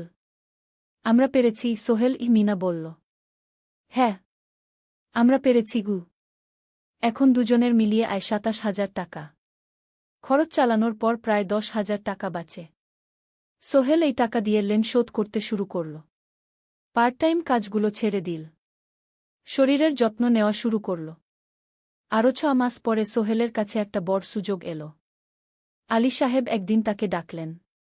সোহেল, তুমি কি নিজের ব্যবসা করতে চাও? স্যার, আমি তোমাকে একটা ছোট্ট প্রজেক্ট দিতে চাই। একটা ৩ তলা বিল্ডিংয়ের কনস্ট্রাকশন। তুমি ম্যানেজ করবে, আমি শুধু সুপারভাইজ করব। লাভের ৫০% তোমার গু। সোহেল ভাবল, এটা একটা বড় সুযোগ, কিন্তু ঝুঁকিও আছে। যদি কাজটা ভালোভাবে না হয়? স্যার, আমি চেষ্টা করব, কিন্তু যদি ভুল হয়? ভুল হবে না, আমি তোমার উপর বিশ্বাস রাখছি। তুমি পারবে গু। সোহেল রাজি হয়ে গেল। এই প্রজেক্ট তার জীবনে টার্নিং পয়েন্ট হতে পারে। একাদশ অধ্যায়, স্বপ্ন পূরণের পথে। পরের ৬ মাস সোহেল খুব কঠোর পরিশ্রম করল। প্রজেক্টটা ম্যানেজ করা সহজ ছিল না। শ্রমিক নিযোগ, ম্যাটেরিয়াল কেনা, কাজের তদারকি, সময়মতো কাজ শেষ করা, সব দায়িত্ব তার। প্রথম ২ মাস খুব চাপের মধ্যে গেল। একদিন একজন শ্রমিক কাজ করতে গিয়ে আহত হল। সোহেল তাকে হাসপাতালে নিয়ে গেল, তার চিকিৎসার খরচ দিল। এতে প্রজেক্টের বাজেট একটু বাড়ল, কিন্তু সোহেল জানত এটা করা দরকার। আরেকদিন ভুল ম্যাটেরিয়াল ডেলিভারি হল। সোহেল সেগুলো ফেরত পাঠাল, সঠিক জিনিস আনাল। এতে ৩ দিন দেরি হল, কিন্তু কাজের মান ঠিক রইল। মিনা তাকে সবসময় সাপোর্ট করছিল। সে এখন চাকরিতে স্থিতিশীল। স্কুলের বাচ্চারা তাকে পছন্দ করে। প্রিন্সিপাল তার কাজে খুশি। প্রজেক্ট শেষ হল ৬ মাসে। সময়মতো, বাজেটের মধ্যে। বিল্ডিংয়ের মালিক খুব খুশি হলেন। তিনি আলী সাহেবকে ধন্যবাদ দিলেন। আলী সাহেব বললেন, ধন্যবাদ আমাকে না, এই ছেলেকে দিন। সোহেল পুরো প্রজেক্ট ম্যানেজ করেছে গু। প্রজেক্ট থেকে মোট লাভ হল ৩ লাখ টাকা। সোহেল পেল ১.৫ লাখ টাকা। তার জীবনে এত টাকা এই প্রথম। সে করিম মামার ঋণ শোধ করল। এনজিওর বাকি ঋণ শোধ করল। তারপর তার মাকে ৫০,০০০ টাকা পাঠাল। মা দিয়ে গ্রামের বাড়িটা একটু মেরামত করাল, বোন ঋতুর জন্য একটা ল্যাপটপ কিনল। বাকি টাকা দিয়ে সোহেল একটা ব্যাংক অ্যাকাউন্টে জমা রাখল ভবিষ্যতের জন্য। আলী সাহেব সোহেলকে আরও ২টো প্রজেক্ট দিলেন। এবার একটু বড়। সোহেল আত্মবিশ্বাসের সাথে সেগুলোও শেষ করল। ২ বছর পরে সোহেল সিদ্ধান্ত নিল, এবার নিজের কোম্পানি খোলার সময় এসেছে। দ্বাদশ অধ্যায়, নতুন শুরু। সোহেল তার সব জমানো টাকা দিয়ে একটা ছোট্ট অফিস ভাড়া নিল। ২ রুমের অফিস। একটা রুমে কাজের জায়গা, আরেকটায় ছোট্ট মিটিং রুম। অফিসের সামনে একটা বোর্ড লাগাল, সোহেল কনস্ট্রাকশন অ্যান্ড ডেভেলপমেন্ট ই। মিনা তাকে সাহায্য করছিল। সে অফিসের অ্যাকাউন্টস দেখত সন্ধ্যায় স্কুল থেকে ফিরে। দুজন মিলে একটা টিম। প্রথমে ছোট ছোট কাজ নিল। বাড়ি মেরামত, দোকান সংস্কার, ছোট বিল্ডিং কনস্ট্রাকশন। কাজের মান ভালো রাখার চেষ্টা করল। সময়মতো শেষ করল। দাম ন্যায্য রাখল। ধীরে ধীরে সোহেলের সুনাম ছড়িয়ে পড়ল। মানুষ তাকে বিশ্বাস করত। তার কাছে নতুন নতুন কাজ আসতে লাগল। প্রথম বছর খুব কষ্ট হল। কখনো লাভ হতো, কখনো লস। কিন্তু সোহেল থেমে থাকল না। সে শিখতে লাগল ব্যবসা কিভাবে চালাতে হয়। দ্বিতীয় বছরে পরিস্থিতি ভালো হল। সোহেল এখন ৩ জন স্থায়ী কর্মচারী নিযোগ দিল। একজন ইঞ্জিনিয়ার, একজন সুপারভাইজার, একজন অফিস সহায়ক। তৃতীয় বছরে একটা বড় প্রজেক্ট পেল। একটা স্কুল বিল্ডিং বানানোর কাজ। ৫ তলা বিল্ডিং। সোহেল পুরো মনোযোগ দিয়ে কাজটা করল। শ্রমিকদের ভালো বেতন দিল, ভালো ম্যাটেরিয়াল ব্যবহার করল, সময়মতো কাজ শেষ করল। স্কুল কর্তৃপক্ষ খুব খুশি হল। তারা সোহেলের কাজের প্রশংসা করল। এই প্রজেক্ট থেকে সোহেল প্রায় ৫ লাখ টাকা লাভ করল। এই টাকা দিয়ে সে আরও ভালো একটা অফিস নিল। আরও কর্মচারী নিযোগ দিল। এখন তার কোম্পানিতে ১০ জন স্থায়ী কর্মচারী। প্রজেক্ট অনুযায়ী আরও শ্রমিক নিযোগ দেওয়া হয়। ত্রয়োদশ অধ্যায়, পরিবার। এদিকে সোহেল আর মিনার সংসারেও খুশির খবর এল। মিনা গর্ভবতী। ৯ মাস পর তাদের একটা মেয়ে হল। নাম রাখল সারা। সারা যখন জন্মাল সোহেলের মা আর বোন চট্টগ্রামে এলো। মা 1 মাস থেকে গেলেন। মিনাকে সাহায্য করলেন। সোহেল এখন একটা বড় ফ্ল্যাট ভাড়া নিয়েছে। 3 রুমের ফ্ল্যাট। একটা রুমে সোহেল, মিনা, একটায় সারা, আরেকটায় অতিথি রুম। মায়ের জন্য সোহেল সিদ্ধান্ত নিল তাকে চট্টগ্রামে নিয়ে আসবে। গ্রামে একা থাকা ঠিক না। কিন্তু মা রাজি হলেন না। না বাবা, আমি গ্রামেই থাকব। এখানে আমার পরিচিত মানুষ আছে। তোর বোনকে নিয়ে যা। ও ঢাকায় পড়ছে, চট্টগ্রামে এনে ভালো কোথাও ভর্তি করিয়ে দেগি। সোহেল তাই করল। ঋতুকে চট্টগ্রাম বিশ্ববিদ্যালয়ে ভর্তি করিয়ে দিল। ঋতু এখন সোহেলের ফ্ল্যাটে থাকে, বিশ্ববিদ্যালয়ে পড়ে। সোহেলের মনে হল তার জীবন এখন পরিপূর্ণ। স্ত্রী, মেয়ে, বোন সবাই তার কাছে। ব্যবসা ভালো চলছে। মা গ্রামে সুখে আছেন। 14 অধ্যায়, সফলতার শিখরে। 5 বছর কেটে গেল। সোহেল এখন একজন সফল উদ্যোক্তা। তার কোম্পানি কি সোহেল কনস্ট্রাকশন অ্যান্ড ডেভেলপমেন্ট এখন চট্টগ্রামে বেশ পরিচিত। প্রায় 30 জন কর্মচারী তার অধীনে কাজ করে। সোহেল এখন শুধু ছোট প্রজেক্ট করে না, বড় বড় প্রজেক্টও করে। একটা 8তলা বিজনেস কমপ্লেক্স বানানোর কাজ পেয়েছে। একটা হাসপাতাল বিল্ডিং বানাচ্ছে। মিনা এখনও স্কুলে পড়ায়। সে এখন ভাইস প্রিন্সিপাল। সাথে সোহেলের কোম্পানির অ্যাকাউন্টস ম্যানেজার। দুজন মিলে ব্যবসা চালা। সারা এখন 4 বছরের। স্কুলে ভর্তি হয়েছে। খুব চালাক মেয়ে। ঋতু বিশ্ববিদ্যালয় থেকে গ্রাজুয়েট হয়ে একটা ব্যাংকে চাকরি পেয়েছে। একদিন আলী সাহেব